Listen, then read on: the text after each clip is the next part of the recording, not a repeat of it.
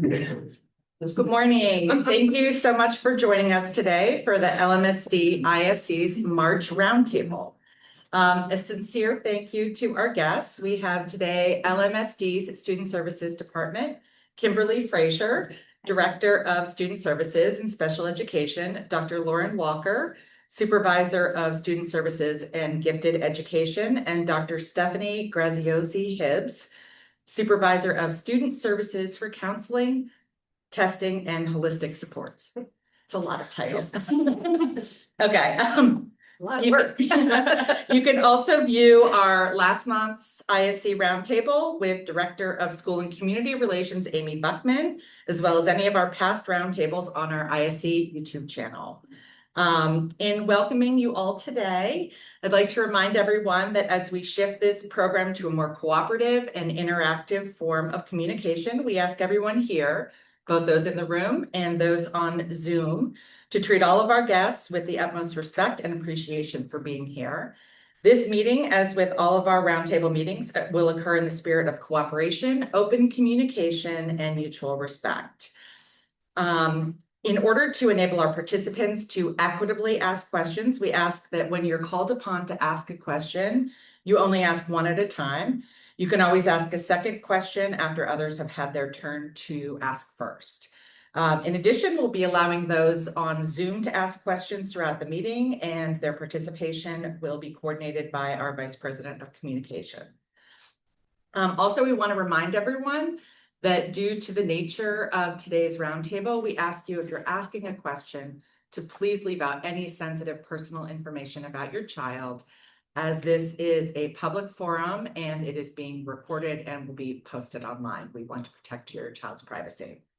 Before we get started, we just want to share a few upcoming events with you for the ISC. And on Saturday, we had concluded our week-long Mainline Art Show, or Art Show at the Mainline Art Center.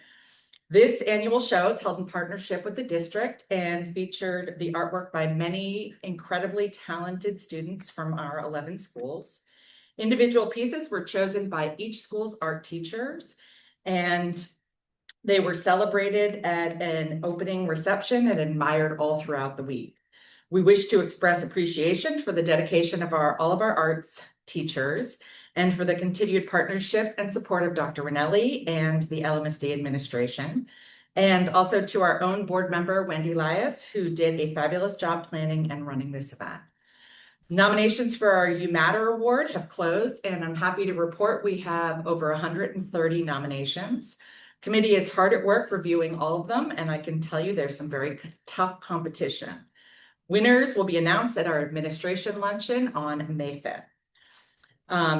This evening, we'd invite you to join us for a parent education event co-hosted with the Committee for Special Education, dealing with anxiety and stress as a parent. That will be at 7 p.m. tonight, and will feature Dr. Tony Warner.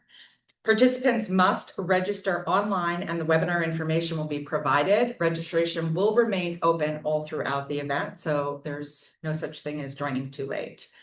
Discussion topics include healthy ways for parents to model coping skills, structures at home to reduce stress, and realistic, actionable coping strategies busy parents can use. Dr. Warner's work integrates science-based frameworks and strategies that promote lasting change at both individual and systemic levels. That program, along with all of our other parent education programs, will be posted to our YouTube page as well. It's a lot today. Thank you again for joining us, and welcome. Thanks for having us. All right. Can each of you please introduce yourselves and share both your title? Well, we've shared your title, I guess, and a brief description of what you do for student service.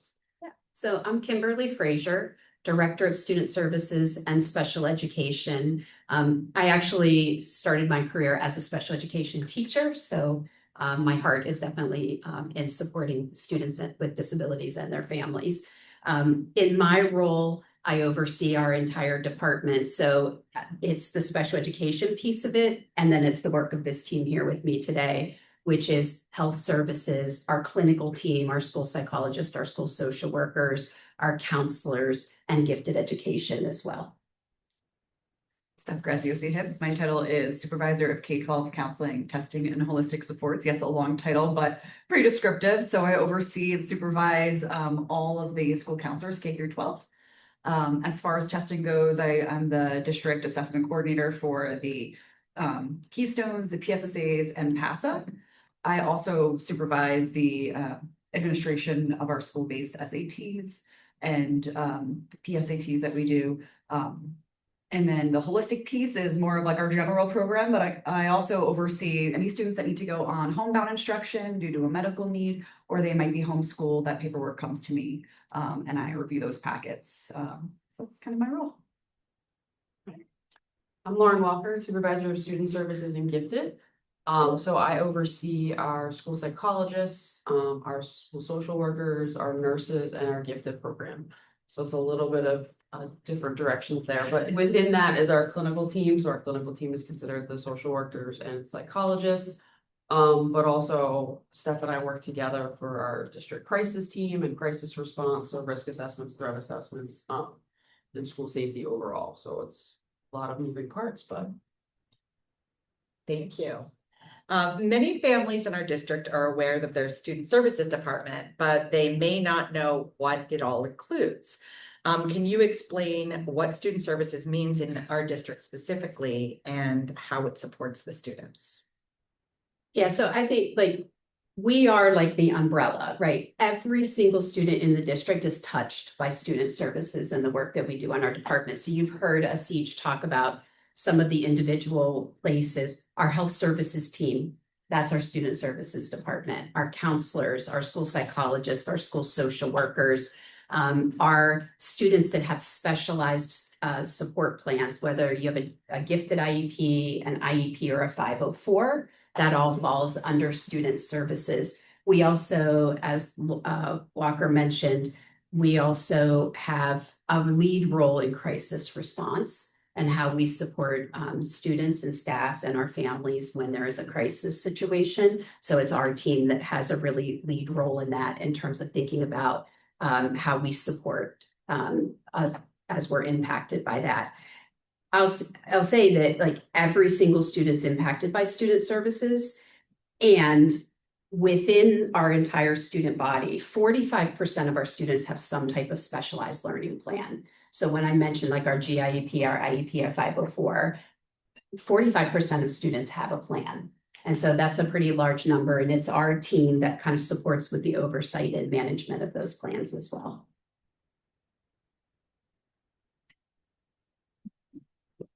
How do these services help students succeed academically, socially, and emotionally?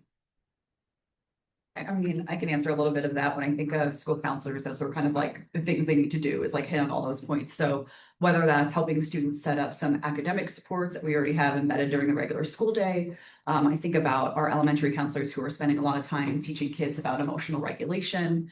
And then just, you have problems with your friends or have a problem at home, you're going to go to your counselor and talk through those things. So counselors are really having that opportunity to help in all different ways, and it could be the same student with a different thing every day. And counselors have a way to do that with all students, but then also rise to the occasion when there's an individual student who needs a little bit more.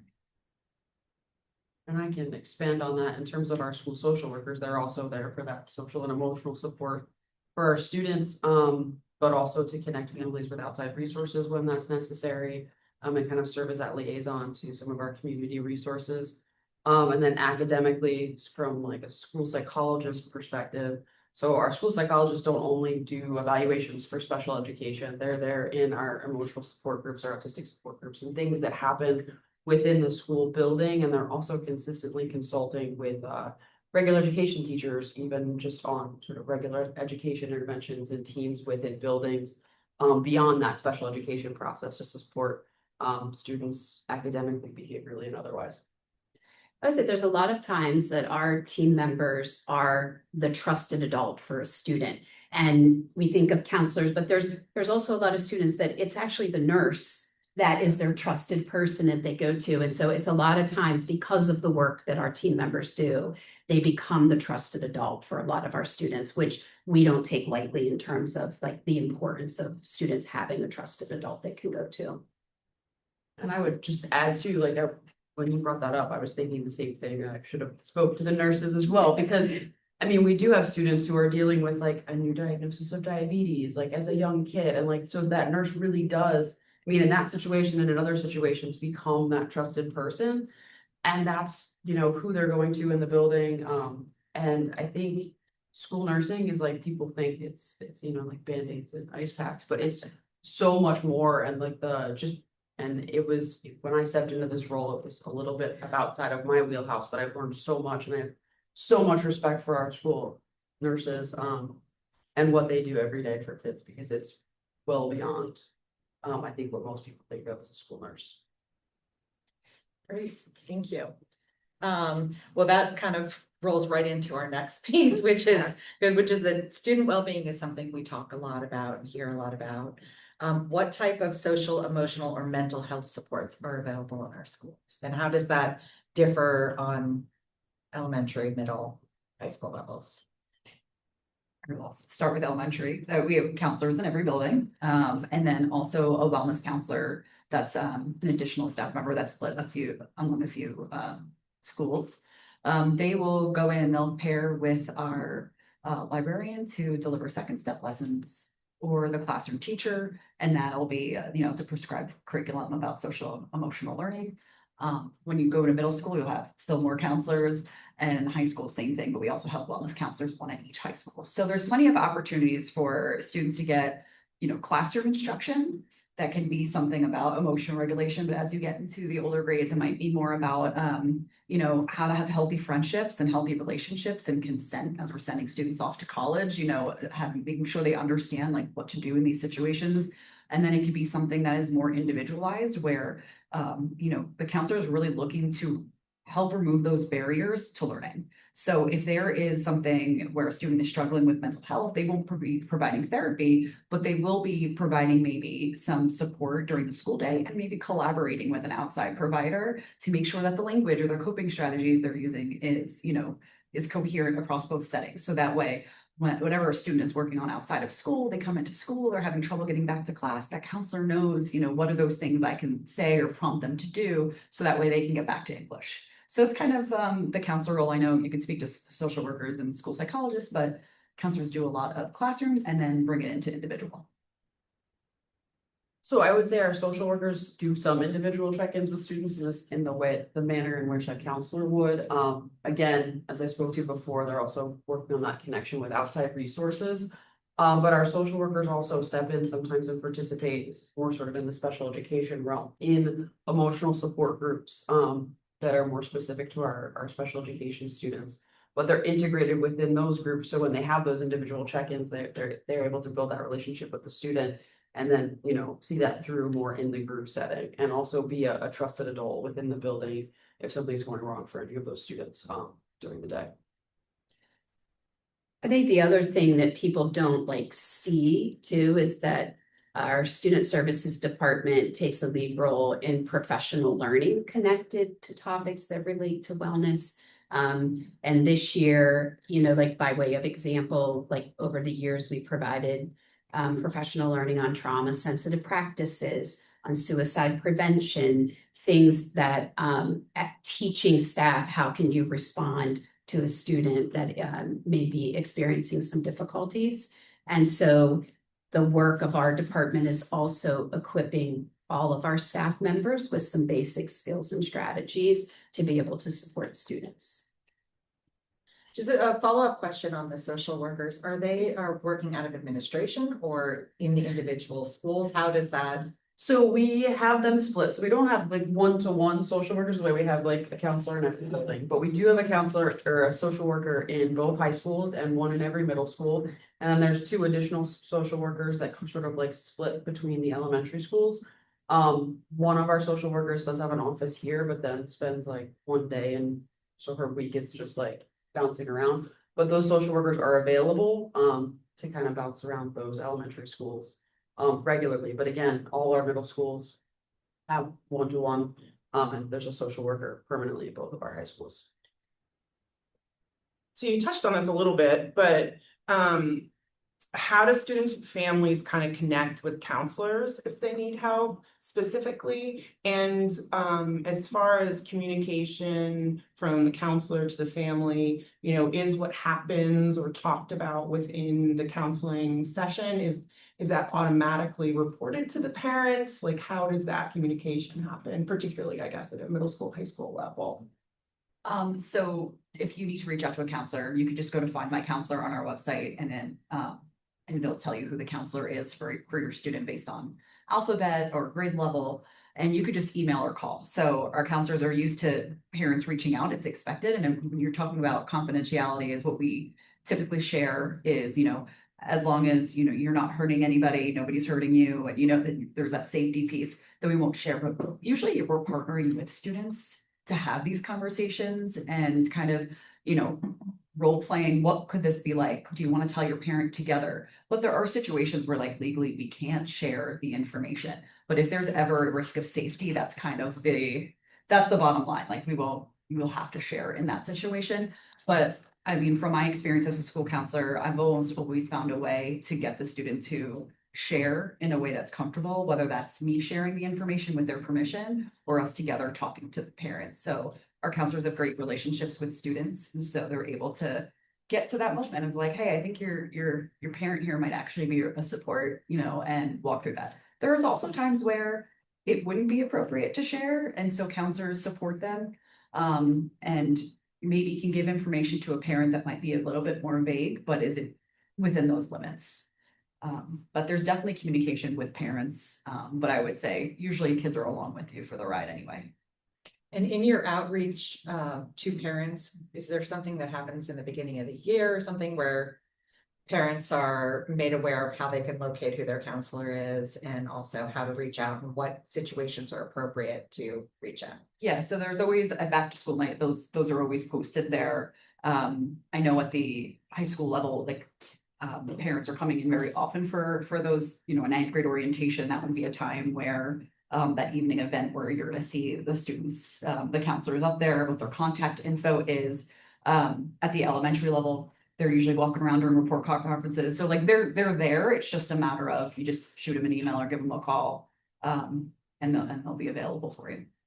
There's a lot of times that the counselors are like a great starting point. Yes. I feel like a lot of times we're saying, start with your school counselor, because your school counselor can really say, if it's not for the school counselor to address, the school counselor could say, who is the right team member? Maybe I need to connect you with our school psychologist. Maybe it's really, I should connect you with the assistant principal or with that particular teacher that you have questions about. So I think counselors are good no matter what, are a great starting point when you're unsure. Oh my gosh, who do I go to?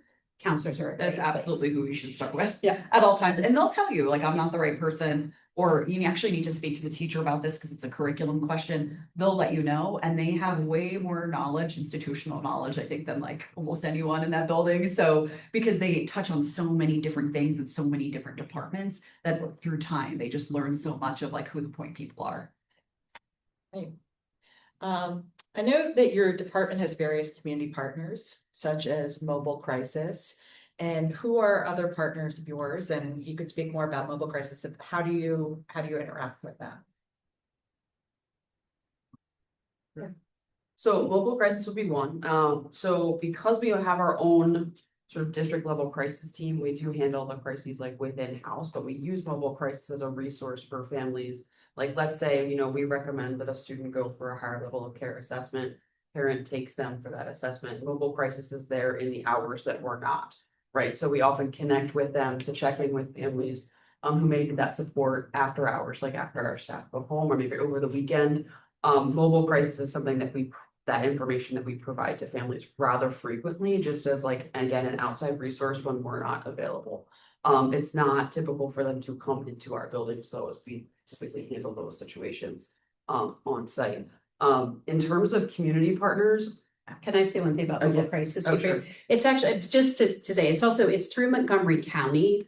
And it is a free resource to families. I think that's important to point out too. They're an incredible resource for families, again, outside of school hours or outside of the school setting, where when you're dealing with significant issues at home and you don't know how to navigate it, they really are an exceptional resource to our community to help support families at no charge to families. Sure, and then should I talk about how? Or is that? Sure. I mean, some of our partners through Yeah, yeah. so we also, we have connections to other organizations in the community, like Family Works, Hope Works, Justice Works. There's a lot of community partners. We have a good relationship with the Lower Merion Police Department. Just really sort of finding ways to wrap students in support and sort of pick where we need to connect families with resources. And that kind of goes back to the social work piece of it, but also just kind of bring everyone together to support our students. Yeah, Walker was mentioning, we have a bi-weekly meeting. So every 2 weeks, we're meeting with some of our community partners. That includes Narberth and Lower Merion Police Department. That includes, Hope Works and Lower Merion Counseling, Mobile Crisis, Office of Children and Youth, like some of our different community partners. And it's been a great way. It's like key members of our team participate in that meeting as well. Walker and I included in that. It's been a great way for us to better understand what resources are available and to be able to take back to our team or to social workers. I think you should share this information with this family. We think this is like a good place for our family to get resources. So it's just been a great partnership. And we've been doing that. Boy, time goes so fast. We started doing that regular meeting before COVID. So I guess that means we've been at it for a little while. What do those meetings look like? It's just the representatives from here, from other schools as well? It's just Lower Merion School District. And so it's just the community partners with us and with our, again, several of our administrative team members. All right, can you explain the risk threat assessment procedure and the supportive student measures that can be put in place for that? I'd break them up too. I would start risk. Start risk. Yeah. So the risk assessment process, so it's sort of split between our clinical team, so social workers and psychologists, and the counselors are also part of that at times. So sometimes if a student, expresses something, maybe a teacher overhears a student say something expressing thoughts of self-harm, typically that student will come through a risk screener, which can be completed by a counselor or a school psychologist or a social worker. And we use forms from Dr. Terry Erbacher, who's pretty well-known leader in the field. And if you reach a certain threshold on that screener form, we proceed to a full risk assessment. Ideally, that's actually completed by couple members of our clinical team together, just so someone can really engage with the student while also we're making sure that we collect the information that we need. And it's a pretty systematic process to ensure student safety, and then make an appropriate recommendation. We always have communication with parents after the process goes through. Sometimes we're recommending a higher level of care. Sometimes we're saying, hey, we don't think this is immediate risk, but we're gonna, continue to check in with your student and monitor them. What else would you add? I mean, we really work to ensure student safety. So, whenever and our teams know that if anyone makes a statement indicating self-harm, write something. Our teachers are really good about sort of bringing that student, making sure that student's not alone at any point in between.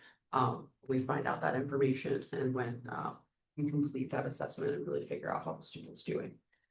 Yeah, and we hold on to that information too. So if something comes up in the future, we can also look back because it's important if this is a repeated thing or not. And then if students do receive some outside support, our school-based teams, if a student ends up going to a placement for a short time, or if a student just needs check-ins, whatever that plan is, we work with the provider to make sure that things are in place when they return to school to check in and ensure that they're safe. And then if needed, go back through this process to make a referral again.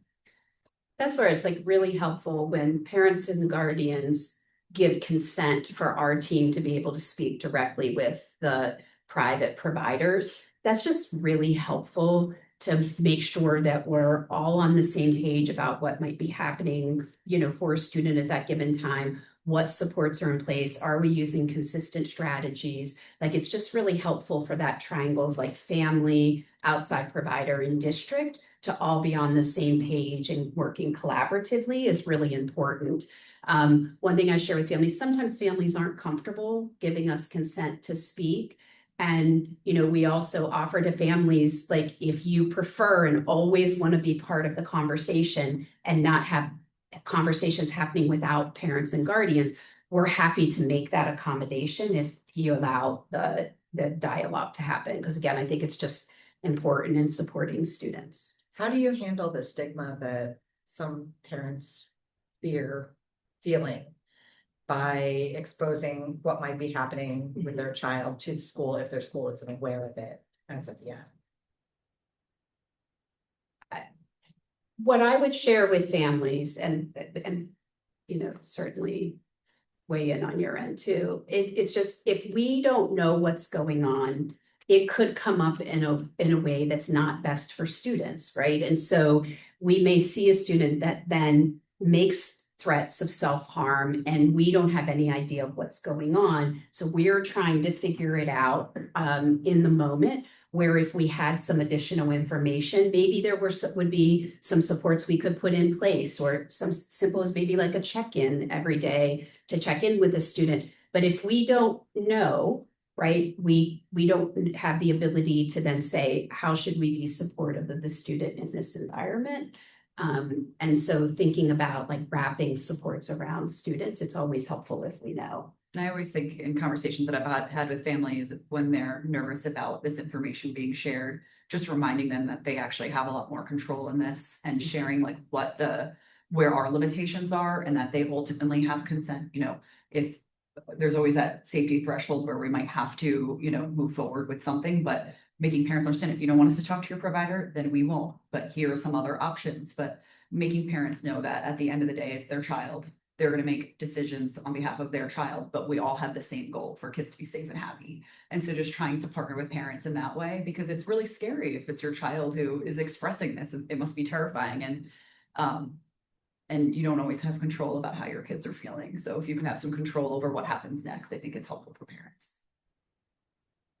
And does the risk assessment, is that hours, days, like time frame generally around? I mean, I'm sure it's dependent on, but just as a general. I mean, it happens within one day, right? We're gathering that information that we need. I can see I'm gonna elaborate. Yeah. So I agree. Watch your face. So the length of the conversation can vary depending on the student and the situation. So sometimes you're sitting with that student, it could be an hour, it could be a couple hours, it can be a really long conversation, and then you're also getting information from the parent. You're maybe collecting some information from the teacher, like, has the student seemed different lately? Have you noticed a change in behavior? Has anything happened at home? Like, we're looking for those other factors to really make the appropriate determinations. That it can take some time. Sometimes those conversations are quick. Sometimes you get a student who's really transparent, like, hey, here's what's going on, here's how I'm feeling. I don't necessarily have a plan, but here's like, what's been going on and like how I got here. Some students, it's harder to get that information out. So I would say, like, in terms of like within that context of that day, it can vary, but then it also can vary in like how long we might be checking in with that student every morning or every day for a while after that to see how, and sometimes those things, we connect with the therapist, we get some strategies in place, things resolve. And we have some students who kind of have some of these thoughts pretty chronically that we really have to check in with on a regular basis. And that can be every day for long periods of time, just to ensure their safety and ensure that we're monitoring that and staying in really close connection with any medical providers and therapists. Not sure if that's what you were going for. Yeah, Yeah. yes, and there's like the immediacy of safety in the moment, right? So the first layer that the team is looking at is ensuring safety in transition from us to the family, and then the longer ongoing planning as needed. So it's twofold, but in the immediacy of the risk assessment is that kind of moment in time too. And how does all of that differ when we're talking about a threat versus? Yep. the other part. I feel like I'm talking a lot. No one understands. So we use the CSTAG process, which is a research-based, evidence-based process for assessing threats. And so that, I mean, it's similar in the immediacy, right? So when we find out that there's been a threat made, and that can, the threat can vary. We get threats that like, a kindergartner saying, I'm gonna kill you because you took the black marker, versus like something, more serious, typically more at a secondary level. But we take everything seriously, and there's a very systematic process of interviewing that student, taking care of any students that might have overheard it, someone who received the threat. Again, gathering information from that environment and those teachers that may have witnessed, those other students that may have witnessed, and really kind of going through that process of determining whether it's the student is apologetic, didn't mean what they said, or whether it was serious, student's still serious about what they said. How serious is it? Does it involve, bodily harm? Does it involve a weapon? So there's many different sort of components to that progression. But the other crucial piece beyond, again, our focus immediately is safety, right? Keeping everyone safe, making sure that we sort of de-escalate the situation. But it also opens up in many cases when the student kind of backtracks and says, I didn't mean it, or like, it opens up also learning opportunities and opportunities for us to look, part of the process is looking at the supports we're providing students and making sure that we're providing the appropriate support for them to understand why maybe don't use that language, how we're going to handle the situation differently in the future, and really assess what maybe we could do differently to prevent that from happening again. And I would also add that it's a very collaborative process. This is my 5th year with the district. Prior to this role, I was an assistant principal at Harriton, and then I was a school counselor at Harriton. So I've kind of been in different roles through CSTAG, and it's never one person or 2 people doing this on their own. It's a group of people, because there are so many things we don't think of in the moment that someone else does. We want to make sure the student that we're interviewing is also safe, because it has a big impact on them. And we're also collaborating with calling over to central office and getting their input. Sometimes we're contacting the police. There's a lot of different things that we're doing, and there's a lot of moving parts. But my favorite part of it is the intense training we get with it. So all administrators, all student services, all counselors, school psychologists, social workers, we do training very often. And our most recent one was a tabletop training as well, where we had scenarios and we walk through what those would be. And I always found those to be really helpful, because that's what gets people going and, really thinking, oh, what would we do in this situation? Because anytime you have a training, someone's asking, well, what if, and you can't answer all of them. So to put us in a situation where we have those different ones, I think has been really helpful. I think it's it makes me feel safe knowing we have this process in place. And the collaboration makes it, so I think that one of the best parts of the process, in my opinion, is like what Steph said, you're getting all these different perspectives, but it's not one person sort of just making a decision about anything. It's team oriented. Yeah, it's comprehensive school threat assessment guidelines. There's information on the district website. We've done presentations about that. If anyone's like interested in learning a little bit more about it, there is information on the district's website related to that. But we selected that because it's evidence-based. Dr. Dewey Cornell out of the University of Virginia developed it, and it has a lot of connections to other agencies that focus on safety. And again, like the importance of like an evidence-based process to make sure that we're doing it well, and making sure that team members are trained and prepared to use it is really important. And to highlight, again, it's like student services team members are part of risk and threat assessments. And then our school administrators and key district office administrators are also trained in CSTAG as well.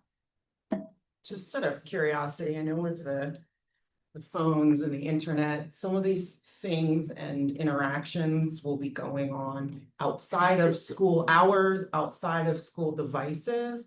How does the school district then deal with something that may be going on here? Yeah. Not during school time? It's hard. It is really challenging, I will say. I mean, well, we have Safe to Say, the whole state does. So we get a lot of like information through Safe to Say. Sometimes that will lead to a threat assessment. working with students, and a lot of students really just, they want to be safe. So when they see something unsafe, they are actually very open in showing it. So in my experience at Harriton, is students would come and say like, hey, I don't want this to come from me, but like, look at what they said. But in reality, like many other school community members have already seen this video or something. And, you know, we are able to, we're not always able to go into a student's phone and do all that, but we can have conversations. We can, at a certain point, it might cross a threshold where we're just going to inform Lower Merion Police Department, because it would be on their end to investigate that tech piece. And it's hard because it may be happening on devices, or a lot of times it's happening outside of school hours. But when it comes into the school setting and has an impact on students and a feeling of safety, we have to be responsive to that. And, you know, sometimes we are limited in the information that we're able to gather. And that's why some of those partnerships with our outside agencies, including Lower Merion Police and Narberth Police, are really important. Thank you. We know that counselors also help with academic and future planning. And how do they support the students when they think about college, careers, or any other path after graduation? Yeah, so we have a plan that covers that. The elementary level, our counselors are really teaming up with teachers and librarians to, the platform we have is Cooter Galaxy, where we'll like gather the information and students will do activities. But at the elementary level, it's more about like, what is a job and why is it important? You know, what are different careers out there? How can I identify community members and what their roles are? As you move into middle school, counselors are doing lessons about, they're doing like a career key through Naviance, which is the 6 through 12 program that we have right now. They'll build their first resume. So those sorts of activities to understand more of like what their interests are.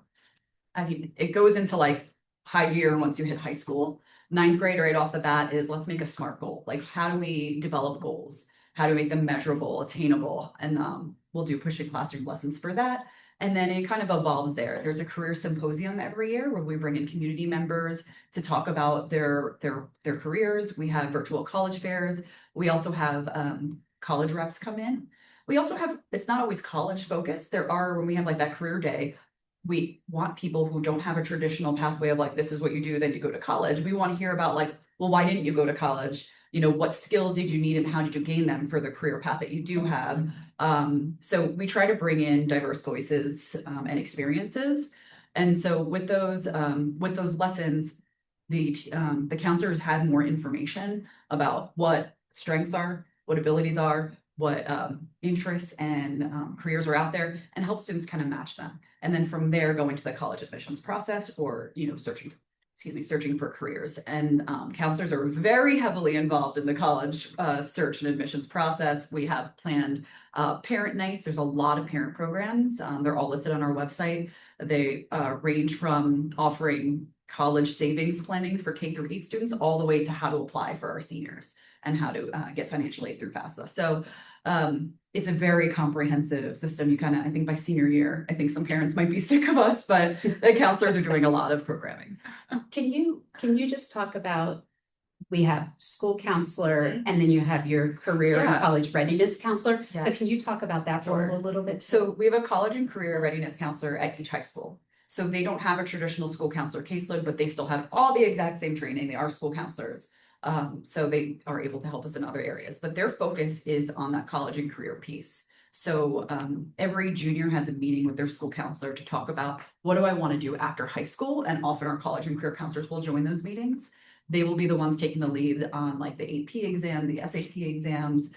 They will help these classroom lessons really develop them. And they are really the specialists. They're the ones contacting the universities and developing relationships, because it's really important that we have strong relationships with universities, and also have helped us like create kind of like, hey, you're a Lower Merion student, you have this kind of GPA, you have an automatic enrollment to St. Joe's. So like they are able to kind of make those connections and really advocate for our students. And then they help them also find, if a student's going on a senior project, they might be able to help connect into a career of interest. So they're just another resource, but very specialized in college and career access. So if you were interested in connecting with the career and college readiness counselor, be through your regular school counselor would be your first point of contact. They're a good resource too.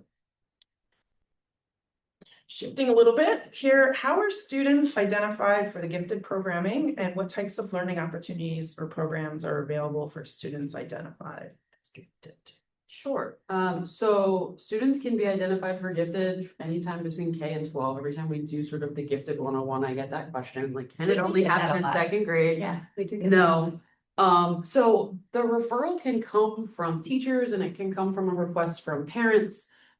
Typically our teachers are on the lookout for students who are, sort of outstripping the curriculum in the classroom and really performing well and sort of showing a need for more.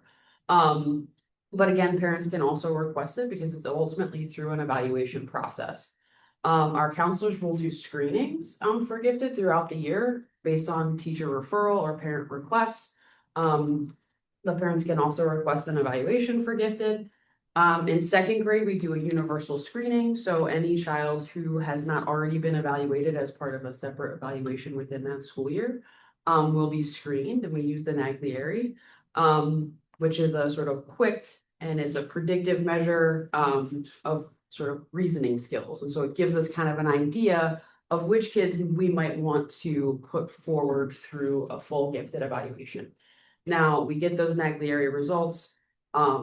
Our gifted coordinator and myself sit down with every achievement team in all of the elementary school buildings, and we look at the data and, we look at students who performed very highly on that and who we might sort of push through and recommend a gifted evaluation for. We look at students who are on the fence. We're always considering, underrepresented groups, and students for whom there might be sort of like a masking factor. So they might have performed a little bit lower, but we're looking, at their performance with all the other factors they may be going on. When we make those recommendations to put through for a gifted evaluation. That evaluation would not occur without parent consent. And we do have some parents who, we don't recommend that they go forward, but parents might say, hey, they were pretty close. Can we do it anyway? We almost always honor those requests. Once a student is found eligible for gifted, we have works a little bit differently, elementary, middle, and high. So in elementary, it's sort of like a pull-out seminar group. So they do project-based learning in that context, and the teachers in that context are looking to challenge them in a lot of different ways. And those gifted support teachers, we have one in every elementary school, are also working really consistently with the regular education teacher to provide enrichment and extension within the context of the regular education classroom. So ensuring that within whatever they're working on, there's opportunities for that going deeper, like getting that extension for that student so they are continuing to grow within whatever's going on in that regular education setting.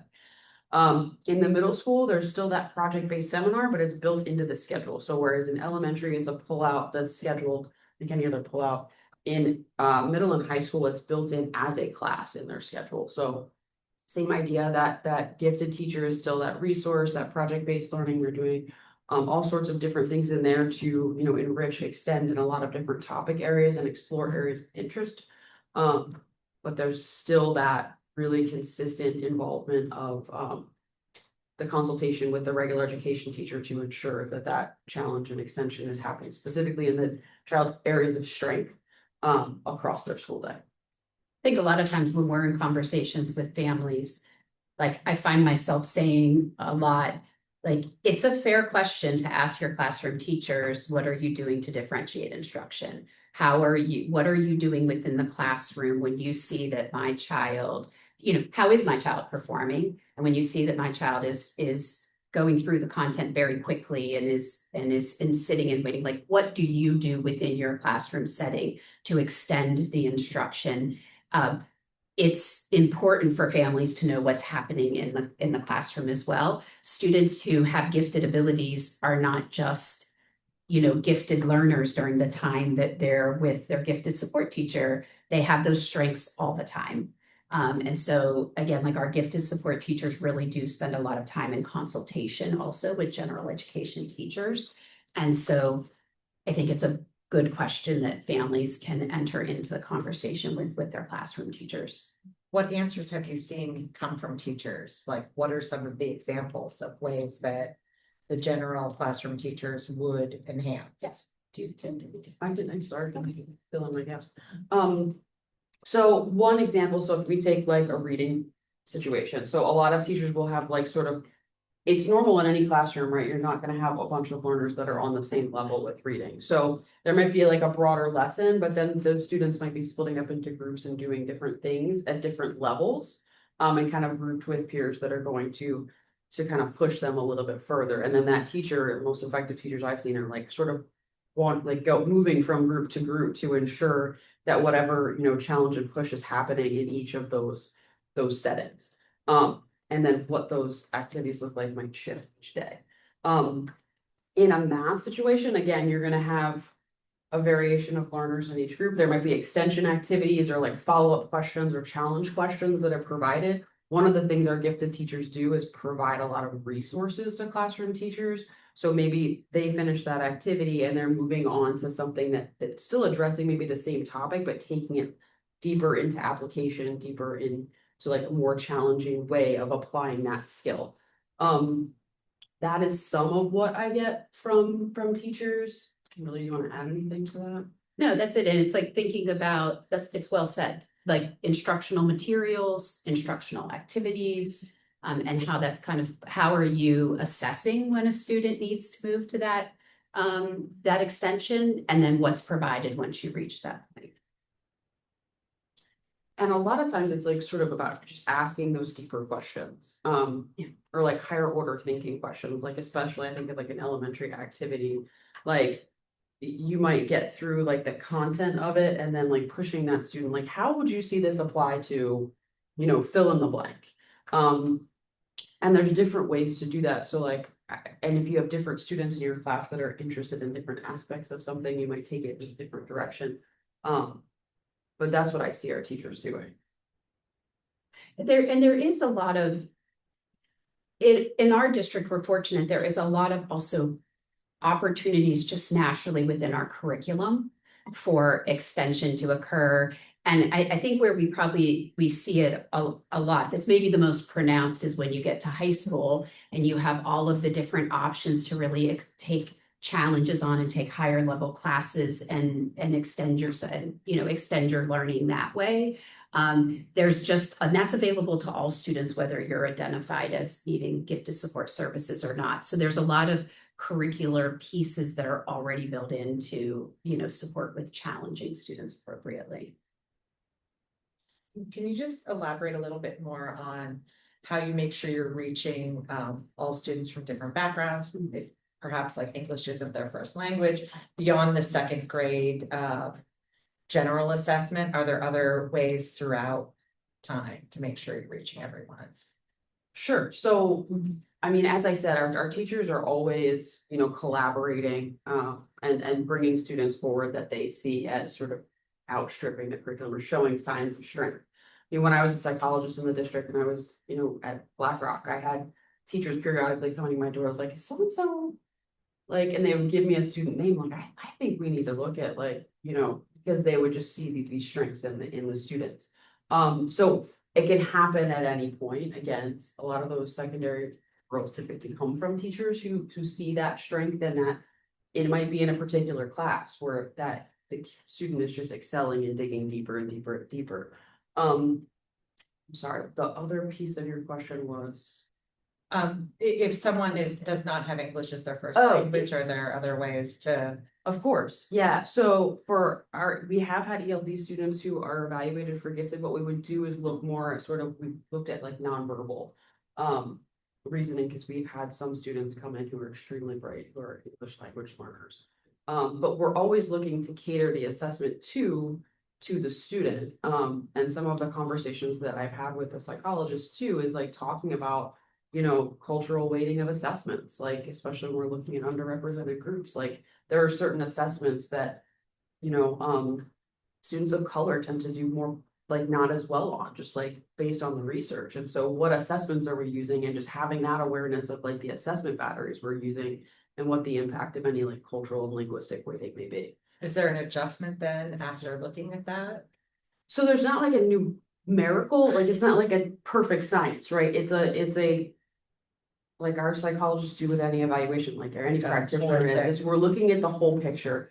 And even within the context, and we have another whole conversation about this, about the gifted evaluation, it's multiple factors. It's not just, we're not just looking at a cognitive score and saying nope or yes, or there's so many different pieces that go into that beyond the cognitive score that it really is like it's a whole picture. We have to look at how the student's doing in the curriculum. We have to look at the achievement piece, like standardized achievement piece.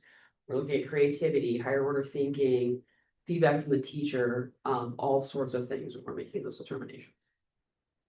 The screener is considered a nonverbal measure specifically identified for use because it is identified as being a way to reach underrepresented groups. So that's why we have selected it. And then we haven't really highlighted our school psychologists a ton in this conversation already, but I'll just say like that, what Walker's speaking to is like the skill of our school psychologist, right? It's about their expertise in the gathering of information from all of those areas and really being able to analyze that and look deeply at it and make determinations based on that data. And so they are such critical team members and really come with a really high level of skill to be able to make those determinations, not just in terms of strengths, but also in terms of like student need.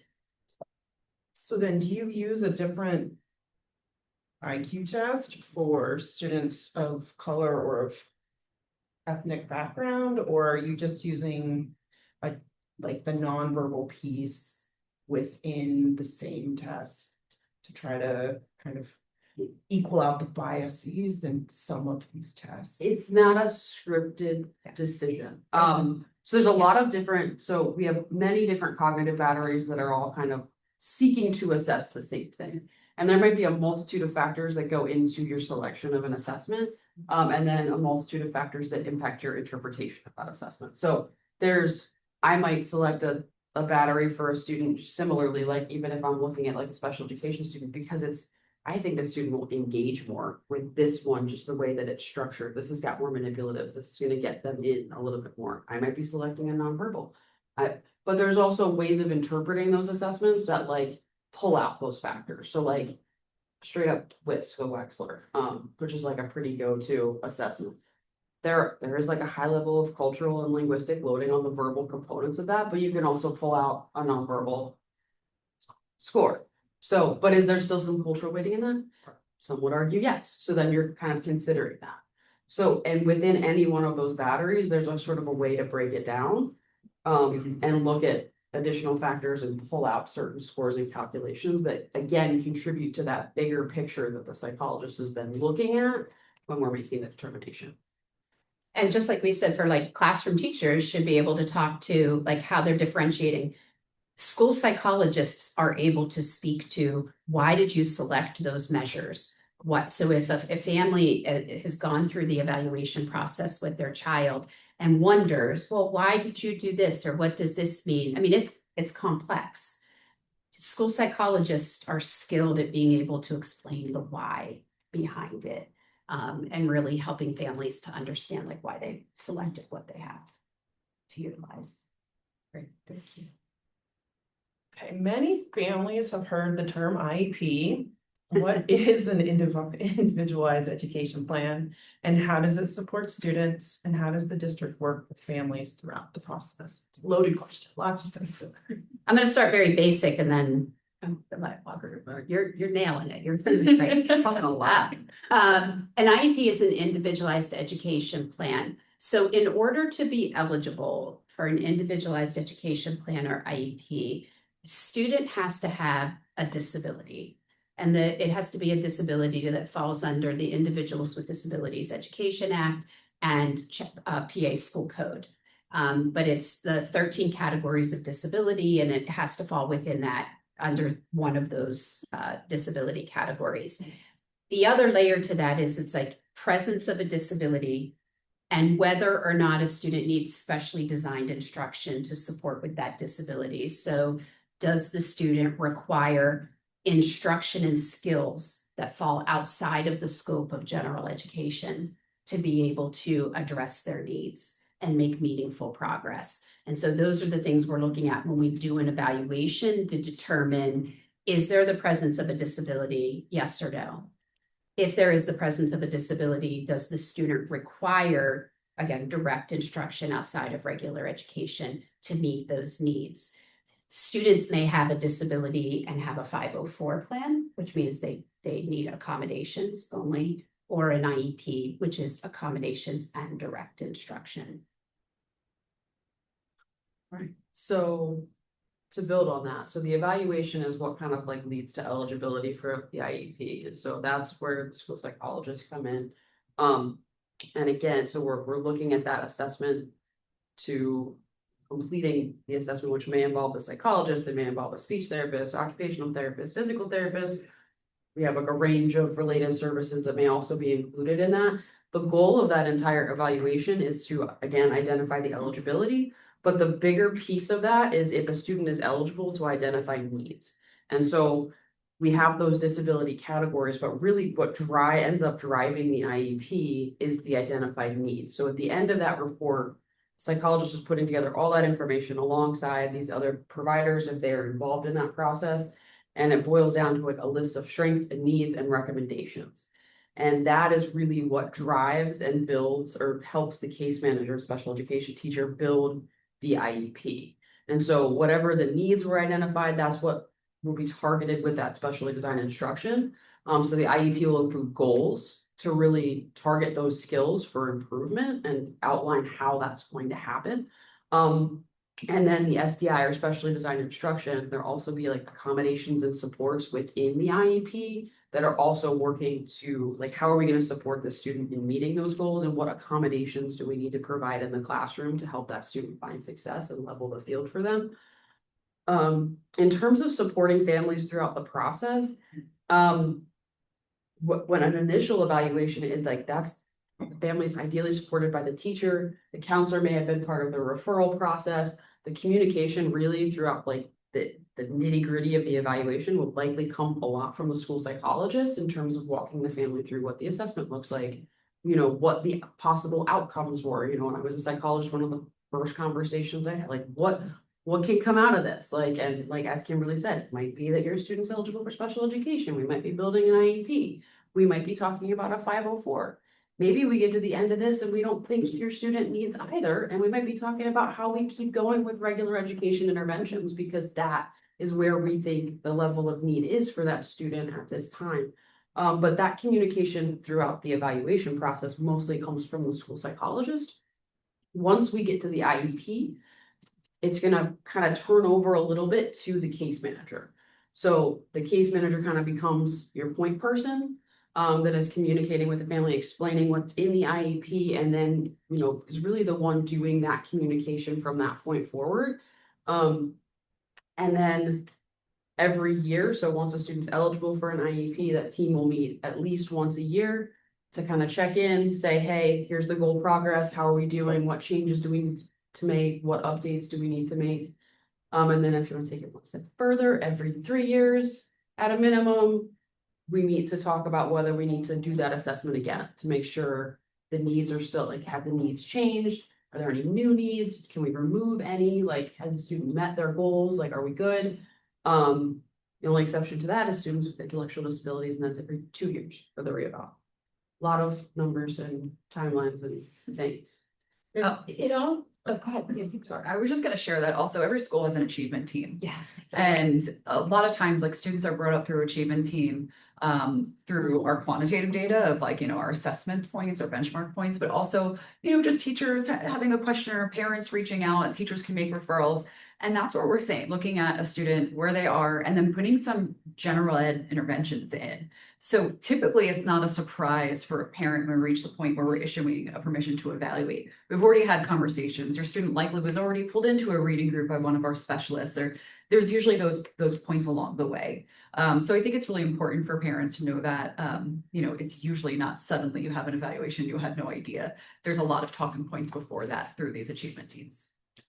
And we're, sorry, yeah, and please. just a couple things. No, please. And we don't move forward to that comprehensive evaluation without parents and guardians being a really important part of that. There's a permission that has to be signed. If parents don't give us consent to move forward, we can't move forward with the evaluation. And the team talks through those options with the family. Once we have parents' consent to do the evaluation, the district has 60 calendar days to complete that evaluation. It usually takes that amount of time. Like there's a lot of work that goes into doing the evaluation. The only time that timeline stops is over the summer.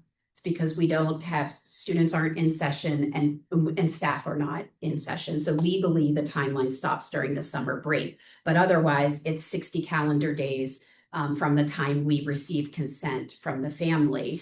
And then if a student is eligible for whichever type of specialized plan we've talked about today, 504, GIEP, IEP, the team has 30 days to come together with the family, and we collaboratively develop that plan and walk the family through the different components of what each plan might be. Each of those specialized, and then we need consent from the family to implement. So all along the way, our team is working with families to ensure that they can meaningfully participate and that they can make informed decisions about what they want to do for their child. And that's really important through the process. For each individualized plan, there is a case manager. So Walker mentioned, like if you have an IEP, you have a case manager. There's a case manager if you have any of the specialized plans. So if you have a GIEP, it's a gifted support teacher. If you have a 504, it's either the school nurse or the school counselor, depending on what disability is bringing forward the need for a 504. And then if it's an IEP, it is either a special education teacher or a speech and language therapist if the only need that the child has is language related. So there's always a case manager. And so when it is such a complicated process and we work really hard to try to to simplify it and help families understand. And I just will say very openly that we recognize that it is it's complicated. And there's a lot of acronyms and there's a lot of language and there's a lot of education speak in a very complicated process at a time that can be very emotional, right? Like we're talking about, I'm a parent. You're talking about the people in this world that arguably mean the most to you, right? Your children. And it's emotional, it's hard.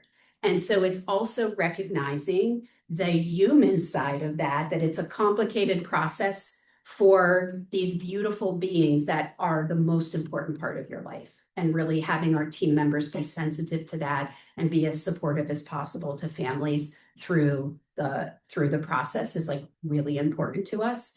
And a good starting point always, just like we said, counselors are always a good starting point. If your student has a specialized plan, a good starting point is always the identified case manager.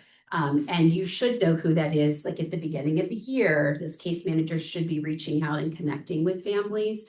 And I guess if you're ever in doubt, you can ask the counselor. Well, what changes in that process if the evaluation has already been done by an outside pediatrician, psychologist, someone that family has gone to outside the school? So our team will give full consideration to that input from outside providers. It doesn't take the place of a district evaluation. So what we want to do is look at the information that's being provided by the outside providers. Is there data in there that aligns with what we're already doing? And we look at it from that lens. Is there information we're receiving that, oh yeah, we see that in our data too, and that recommendation is a great idea to add another accommodation? Or it might lead us to saying, we want to look a little bit further at this with our own evaluation process. So we give full consideration to that. We do that through a meeting with the family where we talk through all of those pieces I just said. You're talking through that with the family and then determining as a team what those next steps are. It is important, I think, to say, because we do get that question a lot, that well, if I just go get a private eval, then you don't need to do yours. Private evaluations don't take the place of a district going through the process and doing an evaluation. It was just Thank you. That's a great question. Just another piece of the And so our next question was about what you want families to know about your approach to supporting students with different learning needs, but I feel like you've kind of Thanks. you've kind of addressed that, thank you. I know we've heard a lot about this, as I'm sure you have as well. It was unfortunate. It's certainly understandable that your policy 236 Zoom meeting had to be rescheduled. What and where and when can people find the information that was going to be shared during that? So it was unfortunate, and, for anyone that was there that evening, was definitely alarming to people that were part of that evening. What we elected to do is to take the presentation and do a recording of it. There will be communication that comes out any day now. We're finishing up the final packaging of that, and we've got to make it accessible, but communication will come out to all families. It'll be posted on the district website. Along with that announcement, our administrative team, special education administrators, and myself are also offering an in-person drop-in session for families to come out. It's not the presentation again, it's an opportunity for us to say, if you'd like to come and talk with us personally, we'll make ourselves available. And if you have watched the presentation and you have questions, or you have questions as it relates to your experience, you can come out and meet with our administrative team. Throughout my time here in Lorraine, it's something that we've done, those like drop-in sessions, just to give people the opportunity to, in a smaller setting, have individual conversations with district administration as well. So that'll be announced, that date and time will be announced with that presentation as well. Okay, that's great, thank you. Yeah. So I feel like you've answered this, but just in case you haven't. If a family is unsure of where to start when seeking support for their child at the different grade bands, your first place to start is Counselor. Counselor. Counselor. Yeah. I know. I'm gonna get emails. Definitely your counselor, but if Yeah. it's specific to the plan that you have, I would go to your case manager. If you already have. If you already have If you're it. already planning. Yeah. Okay.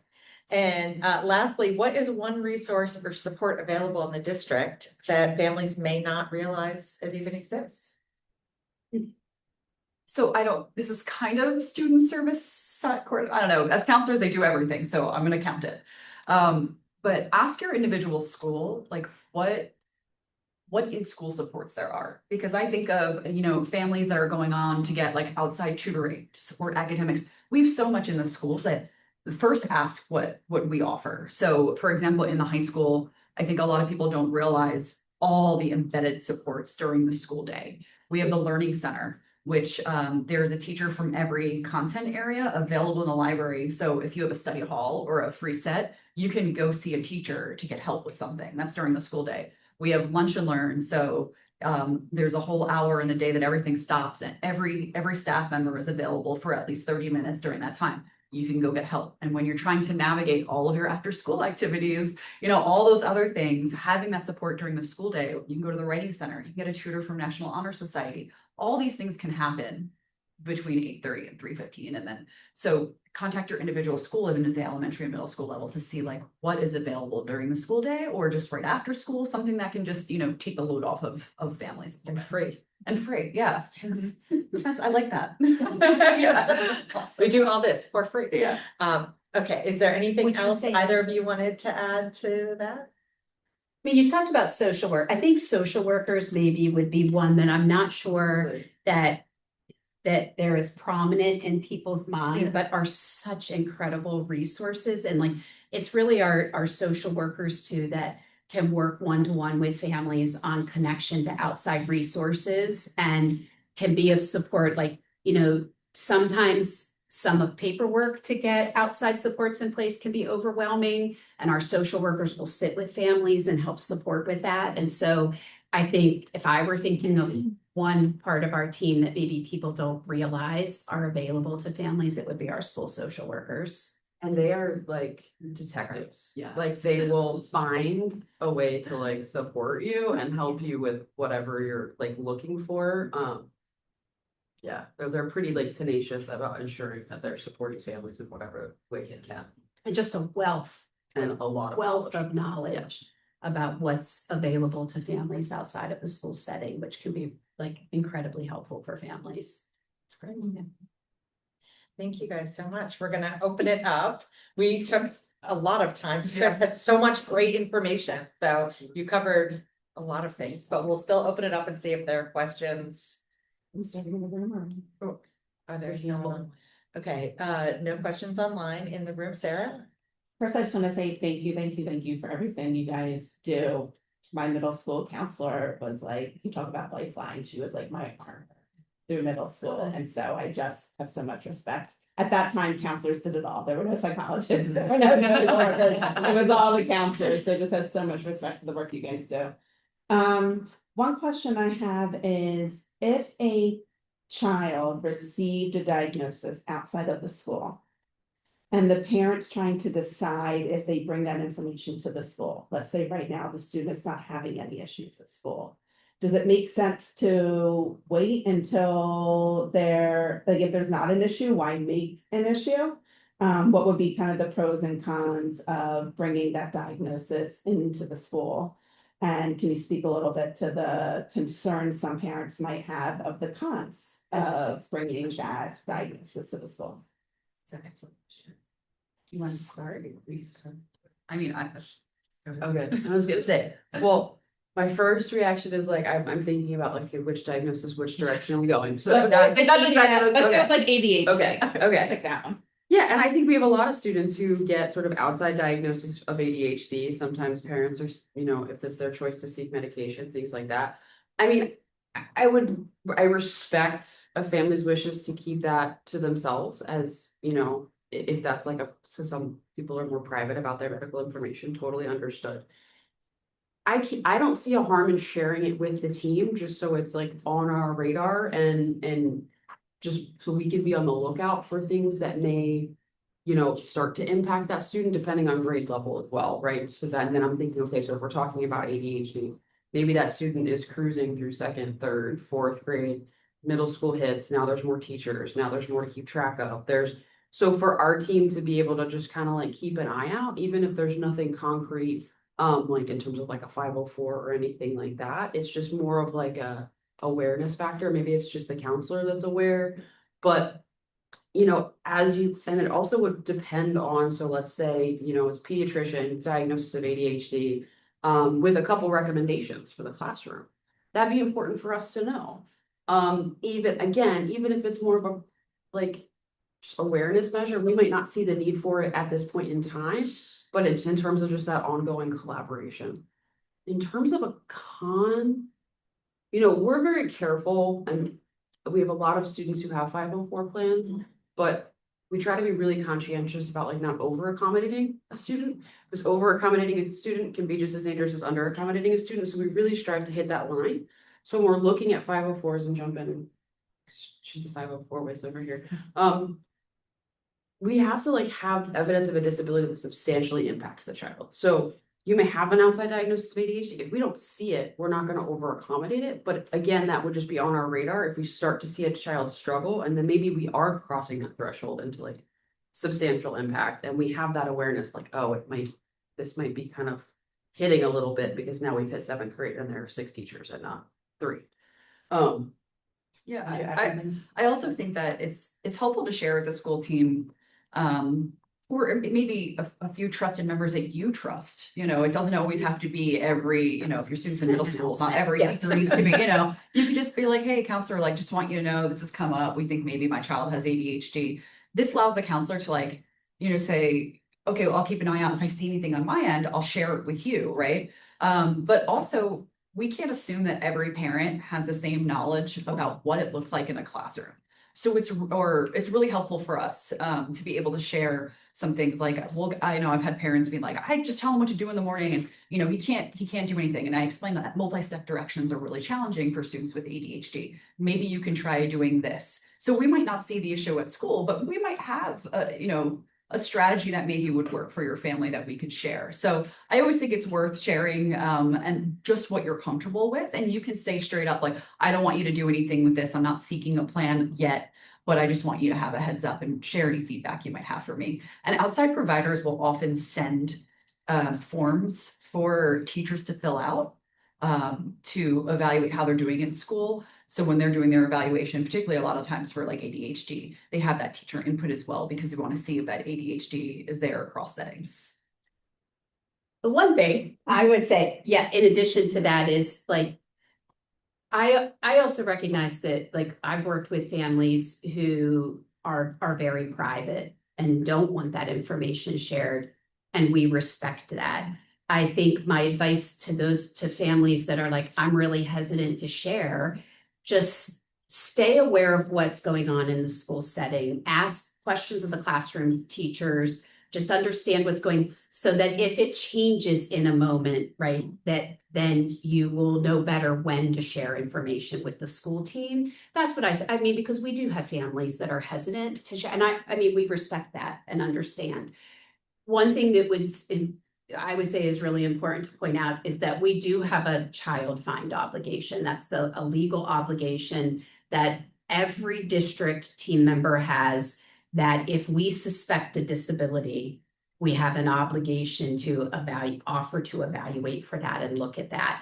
And so, you know, families sharing information with us may lead to the district saying, here's a permission, we'd like to do a comprehensive evaluation. And so I think I'd be remiss if I didn't say that could be an outcome, and maybe not every family would feel like that feels good to them or is appropriate to them. We have an obligation to say, here's what we believe we need to do to gather more information. It's then the family's determination as to whether they give us consent to be able to do that. So I'd also just say to families, you know, like there's such along the way, there's always stopgaps for where parents and guardians are saying, we're okay with this. We give consent to move forward with the evaluation, or we don't. We give consent to services, or we don't. And that's an important part of the process too. So again, just because we have to offer to evaluate, if a family is uncomfortable with that, you have the right to say no as well. Anyone else in the room or on Zoom? I mean, I have more questions, but I don't want to take that. Go ahead. Michelle. Okay. Go ahead, Michelle. Hi, I just wanted to say that I do agree with the psychologists and how they identify people for the gifted program. My son was actually identified in the very same way you described. They were like, something's here, we need to pull a different test, or we did this. And she said, I knew that he was brilliant. There was something that I was seeing. And so I did this test with him, and it really pulled out what I thought was there. And so I do want to say, like, with minority students, I do see that they are going like the distance, the psychologist, when evaluating. And he was, in fact, put in the gifted program as a result of that test. So exactly what you described is exactly what happened with my son. So I just want to say thank you for that, because honestly, I wasn't requesting that he was evaluated, but it came out in the testing. So it was really beautiful for him. And he felt really empowered by being able to be in that program. He's still in it, of course, but I do agree that they are going the extra mile when evaluating children, when language and things of that nature can come into play with, you know, our minority students. Thank you. Thank you. Sarah, question? Sure. If there is a parent that's not part of the district yet, that child has multiple diagnoses, and they're trying to decide if they're going to go the public school route or if they need to find a private school that's more geared towards them, how would they even go about reaching out to the school or understanding what services the school could provide or not, or determine if Lower Merion would be the right school for their child in order for the parent to make that decision? First step is to be a district resident.